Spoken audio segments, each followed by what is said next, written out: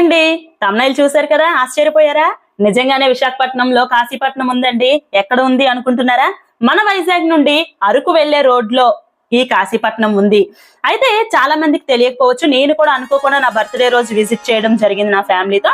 అయితే ఒక అద్భుతమనే చెప్పాలి. కాశీపట్నం బ్రహ్మసూత్రం ఉన్నటువంటి శివయ్య దర్శనం కార్తీక మాసంలో నా బర్త్డే రోజు జరగడం, నాకు ఇంకా మహాశివుని అనుగ్రహం నాకు ఉంది అని నాకు నమ్మకం అయితే వచ్చేసింది అనమాట. అయితే మీ అందరికీ ముందుగా ఈ కాశీపట్నం ఎక్కడ ఉంది, ఎలా వెళ్ళాలి అనేది తెలుసుకుందాము. మీరు వీడియో చూస్తూ మీరు వినండి. వైజాగ్ నుంచి అయితే 80 to 90 కిలోమీటర్స్ వస్తుంది. అయితే ఈ కాశీపట్నం అనేది అరకు వెళ్లే రోడ్లో అన్నమాట. మన వైజాగ్ నుంచి అరకు వెళ్తూ ఉంటారు కదా, అరకు వెళ్లే రోడ్లో, అరకు వెళ్లే దగ్గరలో కొంచెం ఎంట్రన్స్ లో ఒక చిన్న కొత్తమ్మవారి దేవాలయం అని ఉంటుంది. ఒక చిన్న గోపురంలా పెట్టి సైడ్ కి రైట్ సైడ్ లో అమ్మవారు ఉంటారు, కొత్తమ్మ తల్లి అని. ఆ టెంపుల్ దాటిన తరువాత 1 or 2 km దాటిన తర్వాత మనకి రైట్ తీసుకోవాలి. రైట్ తీసుకుంటే అక్కడి నుంచి 2 కిలోమీటర్స్. అసలు మీరు ఎస్కోట నుంచి అయితే 7 కిలోమీటర్లు వస్తుంది మీకు. మాకు తగరపవలస నుంచి నేను స్టార్ట్ అయిన దగ్గర నుంచి మాకు 65 km వచ్చింది అనమాట. ఇలా మీరు చూసుకుంటూ వెళ్ళవచ్చు. మీరు గూగుల్లో కూడా లైవ్ లొకేషన్ పెట్టుకోవచ్చు. అక్కడ దగ్గరలోకి వెళ్ళాక ఎవరిని అడిగినా కూడా మీకు ఇన్ఫర్మేషన్ ఇస్తారు. అయితే ఈ ఉమా రామలింగేశ్వర స్వామి దేవాలయంలో ఏంటి ఇంత స్పెషల్ అని అంటే, మీరు వీడియోలో చూస్తున్నారు కదా, అసలు చాలా స్పెషల్ అనే చెప్పాలి. ప్రతి టెంపుల్ కి కూడా గోపురం ఉంటుంది, అలాగే గోడలు ఉంటాయి, తలుపులు ఉంటాయి, చాలా చాలా ఉంటాయి. కానీ అవి ఏవీ లేవు. ఓన్లీ మర్రి చెట్టు తొర్రలో శివయ్య ఉన్నారు. మీరు వీడియోలో చూస్తున్నారు కదా క్లియర్ గాను, బ్రహ్మసూత్రం ఉన్న శివయ్య అనమాట. అయితే ఇక్కడ పూజారి కూడా ఎవ్వరు ఉండరనమాట. ఓన్లీ ఎవరి మట్టుకు వాళ్ళు భక్తులు వెళ్ళి స్వయంగా బ్రహ్మసూత్రం ఉన్నటువంటి శివయ్యకి అభిషేకాలు, పూజలు నిర్వహించుకోవచ్చు. ఇది అద్భుతమే కదండి. మీరు వీడియోలో చూస్తున్నట్టు కరెక్ట్ గా చూడండి. చెట్టు అయితే చాలా పెద్దదనమాట. ఆ చెట్టు తొర్రలో ఉందనమాట శివయ్య. మీకు చూపించడానికి మాత్రమే నేను శివయ్యని కూడా వీడియో చేయడం జరిగింది. పంతులు గారు అలాంటి వాళ్ళు ఎవ్వరు ఉండరు. మనంతటా మనమే పూజ చేసుకోవడం మాత్రం చాలా విశేషం. ఎందుకు అని అంటే, ఎక్కడైనా కూడా గర్భగుడిలో ఉన్నటువంటి శివయ్య దగ్గరికి మనం వెళ్ళి అభిషేకం చేసుకోలేము. అది బ్రహ్మసూత్రం ఉన్న శివయ్య కాశీపట్నంలో ఉన్నారు. మరొక విషయం ఏమిటంటే, చాగంటి కోటేశ్వరరావు గారు చెప్పారు, మీరు అందరూ విని ఉంటే, బ్రహ్మసూత్రం ఉన్న శివయ్య టెంపుల్ కి ఒక్కసారి వెళ్తేనట మామూలు శివలింగం ఉన్నటువంటి టెంపుల్ కి 1,000,000 సార్లు వెళ్ళిన దానితో సమానం అంట. కాబట్టి అంత అద్భుతమైనటువంటి శివయ్య దర్శనం నాకు కలిగింది. అది కార్తీక మాసంలో చాలా చాలా అద్భుతమనే చెప్పాలి. అయితే ఈ టెంపుల్ కోసం మీకు నేను చెప్తూ ఉంటాను. పూజ మొత్తం అక్కడ జరిగేదంతా కూడా మీరు చూస్తూ వినండి. చాలా ఇంట్రెస్ట్ గా ఉంటుంది. చాలా శివయ్య గొప్పతనం తెలుస్తుంది. ఇక్కడ ఏంటి అనేసి అంటే, ఈ శివయ్యని మర్రి చెట్టు త్వరలోకి ఎలా వచ్చారు అనేసి అంటే, పూర్వం విజయనగరం రాజులు అని ఎవరో ఉండేవారంట. ఇది 500 ఏళ్ల క్రితం చరిత్ర అనమాట. ఈ టెంపుల్ అంత పురాతనమైనది. 500 సంవత్సరాల క్రితం చరిత్ర ఉంది ఈ టెంపుల్ కి. అయితే ఆ రాజులు ఈ చెట్టు త్వరలో ఏదో ఉంది అని వాళ్ళకి ఎందుకు అనిపించిందో తెలియదంట. అనిపించి వాళ్ళు త్వరలోకి వెళ్ళి చూస్తే అక్కడ శివలింగం ఆకారంలో ఏదో కనిపించిందంట ఆ రాజులకి.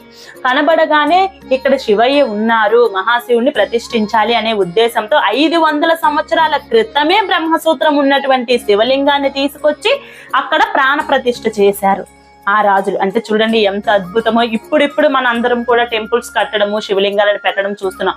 కానీ 500 ఏళ్ల సంవత్సరాల క్రితం అని అంటే అది ఎంత అసలు అద్భుతమనే చెప్పాలి కదా. అయితే ఏమైందంటే, అక్కడ ఆ రాజులు ఉన్నంత వరకు బాగానే పూజలు అవి జరిగేవట. వాళ్ళు తదనంతరం ఎవ్వరు చేయలేదంట. అలా పాడుపడిపోయినట్టుగా ఉండేదంట. ఉంటే ఒక ఆమె రాములమ్మ తన పేరంట. నేను అక్కడ అడిగాను. అడిగితే నాకు అక్కడ ఉన్న వాళ్ళు చెప్పినటువంటి సమాచారం అనమాట. ఇది నాకు కూడా తెలియదు, నేను ఫస్ట్ టైమే వెళ్ళాను కాబట్టి. అయితే ఆ రాములమ్మ అనే వ్యక్తి ఈ శివయ్యని చూసి చాలా సంతోషంతో ఆవిడ రోజు రావడము, అభిషేకం చేయడము, ఒక దీపం పెట్టడము ఇలా చేస్తూ ఉండేదట. ఆవిడ కొన్ని సంవత్సరాలు చేసిన తరువాత, ఆవిడ చనిపోయిన తరువాత ఇప్పుడు వాళ్ళ కుటుంబ సభ్యులు ఇప్పుడు వరకు కూడా ఆ గుడిని చూస్తూ వస్తున్నారు. అయితే గుడి అని అనడానికి ఏం లేదండి. ఎవరైనా మామూలుగా వచ్చారు అనుకోండి, చెట్టు అనే అనుకుంటారు. చెట్టు లోపలికి మనం వంగి వెళ్ళాలన్నమాట. మీరు చూస్తూ ఉంటే అక్కడ శివయ్య ఉంటారు. ఈ చెట్టు చుట్టూ కూడా ఒక 4 గోపురాల్లో ఉంటాయి. మీరు ఇక్కడ చూస్తున్నారు కదా, ఫస్ట్ గణపయ్య, దుర్గమ్మ వారు ఉంటారు, ఆంజనేయ స్వామి ఉంటారు, సుబ్రహ్మణ్యేశ్వర స్వామి ఉంటారు. 4 దిక్కుల 4 గోపురాలు పెట్టి అందులో ఈ స్వామి వార్లని అమ్మవారిని ప్రతిష్ఠించారనమాట. నేనైతే పూజ అంతా కూడా కార్తీక మాసం కాబట్టి మనం ఆడవాళ్ళం ఎక్కడికి వెళ్ళినా దీపాలు ఖచ్చితంగా వెలిగిస్తూ ఉంటాం కదా, దీపారాధన చేసుకున్నాను. అలాగే ఉసిరి దీపము, 365 ఒత్తుల దీపారాధన అన్ని చేసుకున్నాను. శివయ్యని చూడగానే అసలు 2 కళ్ళు సరిపోలేదనమాట, అంత చక్కగా అనిపించింది. అయితే కార్తీక మాసంలోని నిన్న అసలు ఖాళీ లేదు. అన్న సంతర్పణ కూడా అక్కడ అన్న సమారాధన కూడా చేస్తున్నారు, అన్నదానం కూడా చేస్తున్నారు. వాటికి కూడా విరాళాలు ఎవరైనా ఇవ్వాలనుకుంటే ఇవ్వవచ్చు. మళ్ళీ ఇంకొక విషయం ఏమిటంటే, మనం స్వామివారి దర్శనానికి వెళ్ళడానికి 10 రూపాయల టికెట్ అనమాట. పిల్లలకు తీసుకోవట్లేదు, పెద్దవాళ్ళకే తీసుకున్నారు. నాకు మా వారికి తీసుకున్నారు 10 రూపాయలు అనమాట. ఆ చెట్టుని చూడండి ఒక్కసారి, ఎంత పురాతనమైనది, 100 ఏళ్ల చరిత్ర ఖచ్చితంగా చెట్టుకు కూడా ఉంటుంది. అయితే ఇలా కాశీపట్నంలో ఉమారామలింగేశ్వర స్వామి ఆలయం చరిత్ర ఇప్పటి వరకు కూడా చాలా మందికి తెలియదు కాబట్టి ఎవరూ వెళ్ళలేదు. ఒక 2-3 ఇయర్స్ నుంచి సోషల్ మీడియా ద్వారా ఒకరు పోస్ట్ చేయడం ద్వారా అందరికీ తెలిసి మనతో పాటు అందరూ కూడా వెళ్ళడం జరుగుతుంది. నేను కూడా సోషల్ మీడియాలో చూసే నేను కూడా వెళ్ళడం జరిగిందండి. కానీ స్వామివారి ఆలయం అయితే మాత్రం ఖచ్చితంగా మనం చూసి తీరాలి. అది కార్తీక మాసంలో చూడడం నాకు ఇంకా సంతోషంగా అనిపించింది. అయితే నేనైతే మాత్రం ఇక్కడ అమ్మవారి దగ్గర, సుబ్రహ్మణ్యేశ్వర స్వామి అన్నిటి దగ్గర దీపారాధన చేసుకున్నాను. గోపూజ, తులసి పూజ నేను చేసుకోవడం జరిగింది. కార్తీక మాసంలో నా బర్త్డే అన్నమాట. నేను అనుకోకుండా వెళ్ళడం జరిగింది. ఇక్కడికి మనకి దగ్గరలోనే నదీ తీరం ఉంటుంది అనమాట. అసలు ఆ ఏరు ఎలా ఉంది అని అంటే చాలా బాగుంది. మనకి ఎవరైనా కూడా భయం లేకుండా అక్కడ స్నానాలు చేయవచ్చు, దీపాలు వదిలిపెట్టవచ్చు, ఏదైనా చేయవచ్చు అనమాట. మొత్తం చూడండి, చుట్టూ కొండలు ఉంటాయి, చుట్టూ కొండలు. అక్కడి నుంచి మనకి ఎక్కువ దూరం అవసరం లేదు, అసలు ఖాళీ లేదండి. గుళ్ళో అయితే మాకు 1.5 అవర్ పట్టింది దర్శనానికి. చాలా బాగా అనిపించింది. ఇక్కడంతా కూడా స్వామివారిని చూడడానికి ఎక్కడి నుంచో వస్తున్నారండి. మేమైతే మాత్రం లంచ్, కార్తీక మాసం కాబట్టి బయట ఎక్కడ తినం కాబట్టి నేను లంచ్ ప్రిపేర్ చేసే తీసుకొని వెళ్ళాను. మీరు చూస్తున్నారు కదా, వెజ్ బిర్యానీ, పప్పు, అన్నం, అలాగే బంగాళదుంప కుర్మా అన్నమాట. ఇలా తీసుకొని వెళ్ళి అందరిలో చూడండి వనభోజనాలు. అస్సలు శివయ్య సన్నిధిలో వనభోజనాలు అంటే అసలు వేరేగా, చాలా మంది అసలు ఖాళీ లేదనమాట. చక్కగా అందరం కలిపి కూర్చున్నాము. మా పిల్లలైతే మాత్రం చాలా బాగా ఎంజాయ్ చేశారు. ఇంకా వాటర్ లో అయితే ఇంకా ఎంజాయ్ చేశారండి. అదిగోండి మేము తీసుకెళ్ళండి ఫుడ్ అంతాను. మీరు కూడా వెళ్ళే ఉంటారు కదా వనభోజనాలకి. ఇలాగా పిక్నిక్ టైప్ లో మాది పిక్నిక్ అయిపోయింది, స్వామివారి దర్శనం అయిపోయింది, వనభోజనాలు అయిపోయి, నది స్నానం అయిపోయింది, అన్ని అయిపోయాయి అనమాట. మా పిల్లలు చూడండి ఎంత ఎంజాయ్ చేస్తున్నారో. ఇంతకన్నా ఒక తల్లికి ఇంకేం కావాలండి, పిల్లలతో పాటు ఎంజాయ్ చేయడం. మా వారు ఫోన్ పట్టుకొని ఉండేటప్పటికే తనకు సమయం సరిపోయింది అనమాట మాకు వీడియోస్ చేయడానికి. నేనైతే ఇంకా అక్కడ 1.5 అవర్ 2 అవర్స్ వరకు మేము ఎంజాయ్ చేసి, అప్పుడు నేను పూర్తిగా నది ఒడ్డుకి వచ్చేసి శివలింగాన్ని తయారు చేసుకొని పూజ అంతా కూడా పూర్తి చేసుకుంటున్నాను. అయితే అక్కడ అందరూ ఏం చేశారంటే, మామూలుగా దీపాలు వెలిగించి వదిలేస్తూ ఉన్నారు. ఎందుకో నాకు అక్కడ మట్టి అది కూడా చాలా బాగుంది అనమాట. మేము ఇంటి దగ్గర వెళ్తూ ఉంటాం కానీ అక్కడ మట్టి అది ఉండదు ఏర్లోని. ఇక్కడ మాత్రం ఈ చెరువులో మాత్రం చక్కగా మట్టి అంతా కూడా చాలా బాగుంది. ఎందుకో శివయ్యని తయారు చేయాలనిపించి తయారు చేసుకొని నేను బొట్లు పెట్టుకొని స్వామివారికి పూజ చేసుకున్నాను. పూజ చేస్తున్నంతసేపు కూడా చాలా మంది ఏంటంటే అక్కడ ఉన్న వాళ్ళు నా దగ్గరికి వచ్చేసారనమాట. మేము కూడా చేసుకోవచ్చా అని. అయ్యో రండి, అంతకన్నా మంచిదా అని చెప్పాను. వాళ్ళు వైజాగ్ నుంచి, వాళ్ళు కూడా లాంగ్ నుంచే వచ్చారంట. శివయ్యని చూసి వాళ్ళు కూడా వచ్చి దండం పెట్టుకొని బొట్టది పెట్టుకొని నాతో పాటు వాళ్ళు కూడా పూజలో పాల్గొన్నారు. చూడండి వస్తూ ఉంటారు వాళ్ళు కూడా. నేనైతే అలంకరణ చేసుకున్న తర్వాత స్వామివారికి కొంచెం అష్టోత్తరనామాలతో పూజ చేసుకున్నాను. మామూలుగానే నేను చదువుకుంటూ పూజ చేసుకున్నాను. తర్వాత దీపారాధన బొట్లతో అలంకరించుకొని స్వామివారికి పూర్తిగా దీపారాధన చేసేసిన తర్వాత అప్పుడు నేను ఆ ఏర్లో దీపాలు కూడా వదలడం జరిగింది. ప్రతి ఇయర్ నా బర్త్డే వేరు, ఈ బర్త్డే వేరు అనమాట. ఎందుకు అని అంటే, నేను ఛానల్ స్టార్ట్ చేయలేదండి. ఛానల్ స్టార్ట్ చేసి 3-4 మంత్స్ అవుతుంది కదా.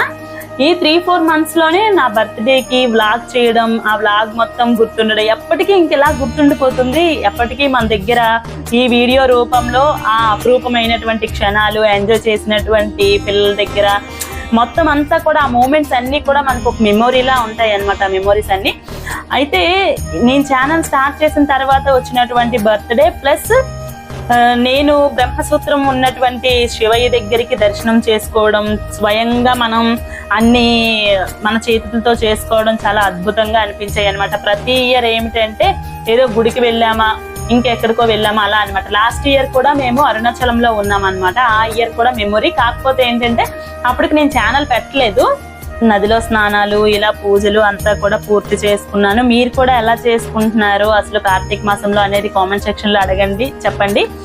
చూడండి వీళ్ళంతా కూడా చాలా బాగా వచ్చారనమాట. ఏంటి బాగా చేస్తున్నారు మీరు అని చెప్పి. ఆ శివయ్య ఎక్కడైనా సరే శివయ్య ఉన్న దగ్గర ఖచ్చితంగా జనం అనేది ఖచ్చితంగా కూడుతారు. ఎందుకు అని అంటే ఆయన మహిమ అటువంటిది అనమాట. కోరి లాక్కుంటారు ఆయన మనుషుల్ని. వాళ్ళందరూ కూడా ఏంటి మీరు ఇలా చేయడం బాగుందండి, మీ శివయ్య బాగున్నారండి అంటే మన శివయ్య అండి, మా శివయ్య కాదు అందరికీను అని చెప్పడం జరిగింది. అందరూ పూజలో పాల్గొనడం, అందరూ చేయడం, నేను చేస్తూ ఉంటే వెనక నుంచి రావడం అందరూ చేశారండి. చాలా క్లిప్పింగ్స్ మిస్ అయ్యాయి, వీడియో లెంత్ ఎక్కువైపోతుందని చెప్పి తీయలేదు. జనం అయితే మాత్రం ఇసుకేస్తే ఇసుక రాలరండి, అంత ఎక్కువ ఉన్నారు ఈ గుడి దగ్గర అనమాట. ఇక్కడ చెరువు దగ్గర కూడా చాలా మంది వచ్చారు. వనభోజనాలు చేయడానికి కానీ, పిక్నిక్ కానీ చాలా మంచి స్పాట్ అని చెప్పాలి. చుట్టూ కొండలు, గ్రీనరీ, మధ్యలో చెరువు, శివయ్య, మధ్య చెట్టు, అదంతా కూడా చాలా బాగుందండి. అక్కడి నుంచి మీకు అరకు కూడా 30 km, 28 km, 30 km వస్తుందంట, అంతకు మించి రాదు. మేము అక్కడి నుంచి రిటర్న్ లో వచ్చేటప్పుడు తాటిపూడి డ్యామ్ అండి ఇది. అది మీకు ఎవరికైనా వెళ్ళుంటే తెలిసి ఉంటుంది, డ్యామ్ అన్నమాట. ఒక్కసారి అక్కడ కూడా చూసుకొని వద్దామని చెప్పేసి ఉద్దేశంతో వెళ్ళడం జరిగింది. చుట్టూ వాటర్ అయితే చాలా తక్కువ ఉందండి. మేము లాస్ట్ టైం వెళ్ళేదానికి ఇప్పటికి వాటర్ అయితే చాలా తక్కువే ఉంది, అంత ఎక్కువ లేదు. లాస్ట్ టైం ఏంటంటే ఆ బోట్ దగ్గరికి అక్కడికి పంపించి బోట్ కూడా లాన్ కి పంపించేవారు, బోట్ ఎక్కేవారు. కానీ మేము వెళ్ళి 2 years అయిపోతుంది అక్కడికి. ఈ ఇయర్ అయితే మాత్రం అవన్నీ పంపించలేదన్నమాట. జస్ట్ ఈ వాక్ వే ఉంటుంది కదా, అక్కడ మాత్రమే మేము చూసాము. మా నలుగురం కూడా ఒక దగ్గర ఫ్రేమ్ లో కనబడడానికి మాత్రం అస్సలు అవ్వలేదండి వీడియోస్ కి. ఎందుకు అని అంటే ఎవరో ఒకరు వీడియో తీయాలి కదా. మరి మా పిల్లలు మాత్రం మంచి సపోర్ట్ అండి. వాళ్ళ వల్లనే ఈ రోజు, నా పెద్ద కొడుకు వల్లనే ఈ రోజు నాకు ఈ ఛానల్ ఉంది, ఇంత గుర్తింపు ఉంది. 2000 సబ్స్క్రైబర్స్ నా వెనక ఉన్నారు. నేను పెట్టే వీడియోస్ ని చాలా మంది పాజిటివ్ గా తీసుకొని మీ వల్ల ఇది తెలుసుకున్నాము, మీరు పంతులు గారికి అదే గురువులకి ఎలా నమస్కారం చేయాలి అనేది కూడా మీరు తెలియజేశారండి. మేము ఎప్పుడు ముట్టేసుకొని కాల్ పట్టేసుకునేవారు, మేము అలా పెట్టట్లేదండి అనేసి అంటుంటే చాలా హ్యాపీగా అనిపిస్తుంది అనమాట. ప్రతి ఒక్కరు కూడా మంచిగా చెప్తూ ఉంటే నాకు ఇంకా ఇంకా చెయ్యాలి అనిపిస్తుంది. మీ సపోర్ట్ ఎప్పటికీ ఇలాగే నాకు కావాలని నిజంగా కోరుకుంటున్నానండి. ప్రతి ఒక్క సబ్స్క్రైబర్ కి కూడా నా బర్త్డే సందర్భంగా మీ అందరికీ అయితే మాత్రం చాలా చాలా థ్యాంక్స్ అండి. ఎందుకు అని అంటే ఒక అమ్మాయి సోషల్ మీడియాలో ఒక ఛానల్ పెట్టి బయటికి అడుగు పెట్టింది అని అంటే దాన్ని పాజిటివ్ గా తీసుకునే వారి కన్నా నెగిటివ్ గా తీసుకునే వారే ఉన్నారు. ఆడవాళ్ళకి ఆడవాళ్ళ శత్రువులు అనేటట్టు నా చుట్టూ ఉన్న వాళ్ళే నాకు శత్రువులుగా మారి, అంటే ఏంటంటే అండి, ఒకరు ఎదుగుతున్నారు, ఒకరికి మంచి పేరు ఉంది, ఒకరు మనకన్నా ఏదో దేనిలోనో గొప్పగా ఉన్నారు అని అంటే ఖచ్చితంగా వాళ్ళకి ఈర్ష్య మొదలవుతుంది. మన మీద మనకు శత్రువులు పెరిగిపోతూ ఉంటారు. ఎప్పుడైతే మనకి శత్రువులు పెరిగారో, మనకి ఎప్పుడైతే ఆపోజిట్ మెంబర్స్ పెరిగారో మనం ఖచ్చితంగా అక్కడే సక్సెస్ అయినట్టు అనమాట. తర్వాత రిటర్న్ లో వచ్చేటప్పుడు మా వాళ్ళు కేక్ కూడా తీసుకున్నారు రిటర్న్ లో అనమాట. ఈ కేక్ సెలబ్రేషన్స్ మా పిల్లలకి థ్యాంక్స్ మై చిల్డ్రన్.